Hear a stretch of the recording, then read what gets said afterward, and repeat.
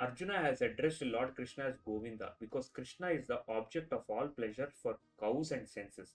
By using this significant word, Arjuna indicates that Krishna should understand what will satisfy Arjuna's senses. But Govinda is not meant for satisfying our senses. If we try to satisfy the senses of Govinda, however, then automatically our senses are satisfied.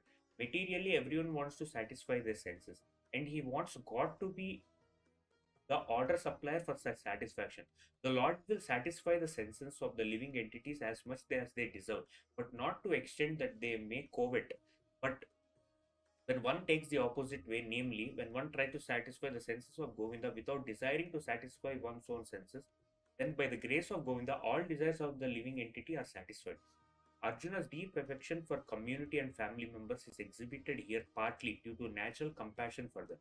He is therefore not prepared to fight. Everyone wants to show his opulence to friends and relatives, but Arjuna fears that all his relatives and friends will be killed on the battlefield and he will be unable to share his opulence after victory.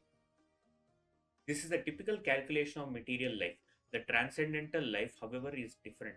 Since a devotee wants to satisfy the desires of the Lord, he can, Lord willing, accept all kinds of opulence for the service of the Lord.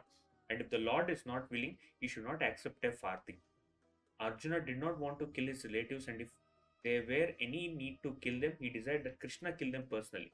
At this point, he did not know that Krishna had already killed them before coming into the battlefield, and that he was only to become an instrument for Krishna.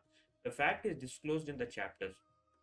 As a natural devotee of the Lord, Arjuna did not like to retaliate against his miscreant cousins and brothers, but it was the Lord's plan that they all should be killed. The devotee of the Lord does not retaliate against the wrongdoer, but the Lord does not tolerate any mischief done to the devotee by the miscreants.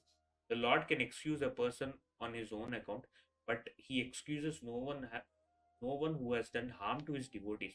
Therefore, the Lord was determined to kill the miscreants, although Arjuna wanted to excuse them.